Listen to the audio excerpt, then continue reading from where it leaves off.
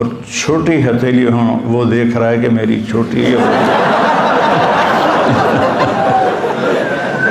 تو وہ بخل کی علامت ہے، چھوٹی ہتھیلی والے بخیل ہوتے ہیں۔ سوا البطن والصدر، سینہ اور پیٹ برابر تھا۔ دقیق المسربہ، یہاں سے بالوں کا تار چلتا تھا اور آ کر ناف پہ وہ ختم ہو جاتا تھا۔ اشارت ذراعین، یہاں تھوڑے تھوڑے بال تھے، باقی آپ کا پورا جسم بالوں سے صاف تھا، چاندی کی طرح چمکتا ہوا آپ کا جسم ہوتا تھا۔ اور مسیح القدمین، پاؤں پہ لگتا تھا جیسے تیل لگا ہوا ہو۔ خمسان الاخمسین، یہ جگہ زیادہ گہری تھی جو تیز چلنے میں مدد دیتی ہے، دوڑنے میں مدد دیتی ہے۔ اذا التفت التفت جمیعا، جب کوئی آپ کو متوجہ کرتا تھا تو آپ ایسے نہیں دیکھتے تھے۔ بھائی کیا نام ہے تمہارا؟ محمد۔ یہ مولوی محمد مجھے کہے مولانا صاحب تو میں یہ اتنا کروں گا، میں کہ جی فرمائیے، لیکن میرے نبی کو جب ادھر سے کوئی پکارتا تو آپ پورا ایسے مڑتے تھے، ایسے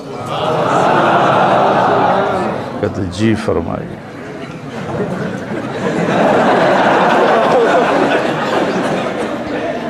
ادھر سے کوئی پکارتا تھا تو آپ دیکھو اپنے نبی کی مشقت، آپ پورا اس کی طرف ایسے مڑتے تھے اور پھر کہتے تھے جی فرمائیے۔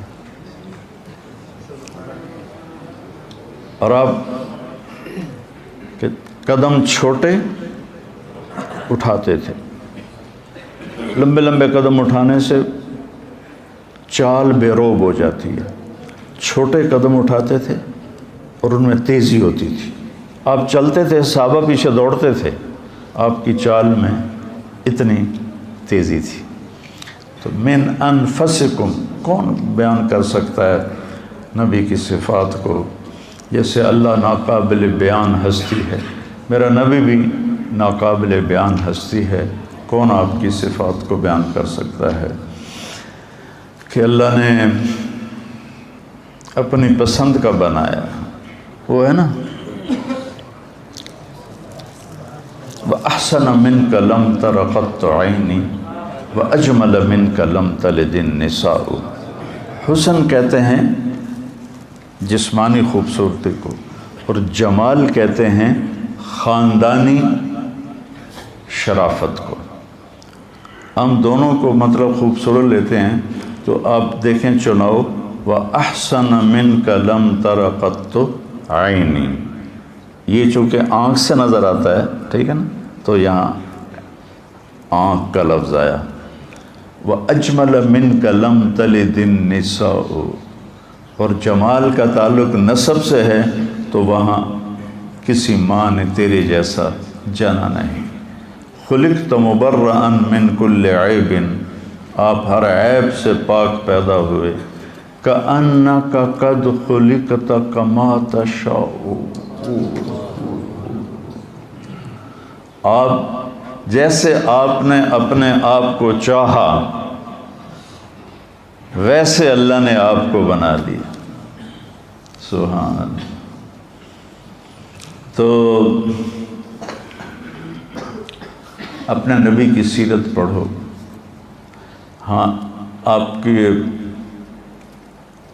دنیا سے جاتے ہوئے 2 الفاظ تھے، اور پیغام بھی جو آ جائے، یہ تو تھوڑی سی آپ کی جھلک تھی جو میں آپ کے سامنے میں نے پیش کر دی۔ آپ نے دنیا سے جاتے ہوئے 2 لفظ بولے تھے، الصلاۃ وما ملکت ایمانکم، میری امت ایک نماز نہ چھوڑنا اور ایک غریبوں پہ ظلم نہ کرنا، اپنے نوکروں پہ حقوق اللہ حقوق العباد، پورا دین 2 لفظوں میں بیان کر دیا۔ حقوق اللہ نماز، حقوق العباد کسی پہ ظلم نہ کرنا، تو پورے دین کو 2 جملوں میں بیان کر دیا۔ تو ایک نماز اپنے خوبصورت بناؤ، نماز کو نا بنا سنوار کے پڑھو تو آہستہ آہستہ آہستہ آہستہ آہستہ اللہ تعالیٰ آپ کو نماز کی مٹھاس نصیب فرما دے گا۔ اس میں اللہ نے مٹھاس رکھی ہے، لذت رکھی ہے، حوائج ضروریات کا پورا ہونا اس میں اللہ تعالیٰ نے رکھا ہے۔ قم فصل فإن فی الصلاۃ شفاء۔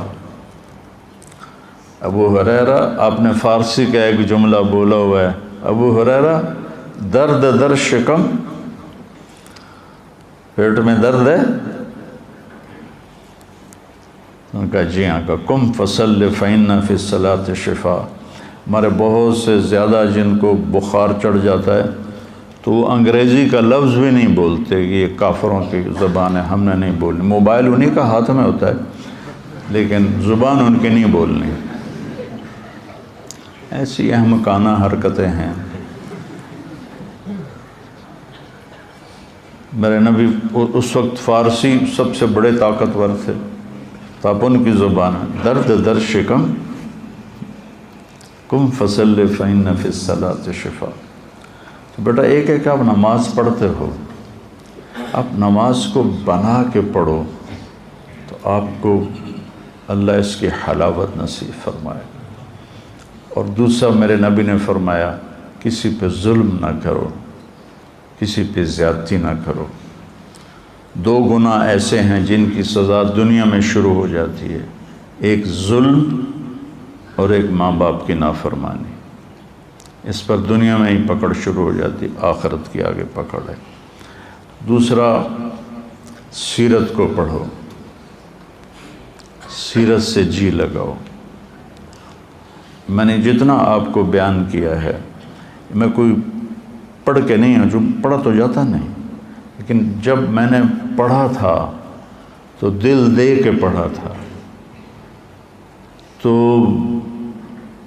مجھے پتہ بھی نہیں ہوتا اور کہاں کہاں سے چیزیں جڑ کے سامنے آ جاتی ہیں۔ سیرت کو پڑھو، آپ کو زندگی گزارنے کا پتہ چلے کہ زندگی گزارنی کیسے ہے۔ اور عبادات میں نماز پر کوشش کیا کرو کہ نماز خوبصورت بناؤ، نماز اچھی بناؤ۔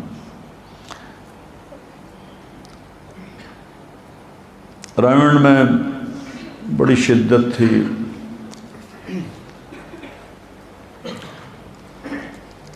کسی کی ایک رکعت نکل جاتی تو 5 منٹ کان پکڑنے پڑتے تھے، اور 2 رکعت نکل جاتی تو 10 منٹ، 3 رکعتیں نکل جاتی تو 15 منٹ، اور عطیات میں شامل ہوتے تو 20 منٹ کان پکڑنے پڑتے تھے۔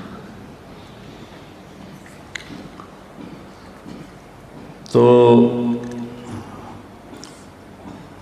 ایک لڑکا مقرر ہوتا تھا، وہ سلام پھیرتے ہی دیکھتا تھا میری جماعت میں سے کون کون مسبوق ہیں۔ تھوڑے سے لوگ ہوتے تھے، جتنے آپ ہیں بس اتنا مجمع ہوتا تھا۔ فجر کی نماز بہت لمبی پڑھی جاتی تھی، سورۃ نون 1 رکعت میں، سورۃ ملک 1 رکعت میں، اور جمعہ کی صبح الف لام میم سجدہ اور دہر۔ اور وہ جو حافظ صاحب سلیمان صاحب تھے، ایک تو ان کی آواز اتنی کوڑی تھی کہ اوپر سے تلاوت لمبی، تو وہ ہم گرمیوں میں باہر سوئے ہوتے تھے۔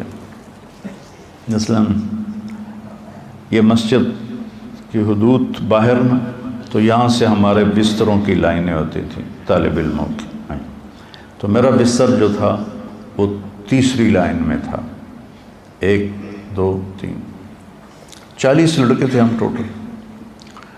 تو ہم لوگ ہمیں اٹھاتے تھے، بھائی نماز، بھائی نماز، ہم سوئے رہتے تھے، چونکہ ہمیں پتہ ہوتا تھا اب سورۃ نون پڑھنی ہے، جب آدھی گزر جائے گی پھر اٹھ کے وضو کریں گے اور سنتیں پڑھیں گے اور شریک ہو جائیں گے، تو لہٰذا کوئی بھی نہیں اٹھتا تھا، سارے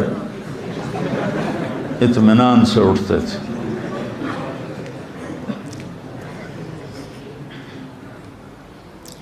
تو ایک دن ایسا ہوا کہ ہم حسب معمول سوئے ہوئے حافظ سلیمان کی سورت رحمۃ اللہ علیہ کی سورت فاتحہ سن رہے تھے، الضالین ایسے ان کی آواز، ایک دم آواز آئی الم نشرح لک صدرک۔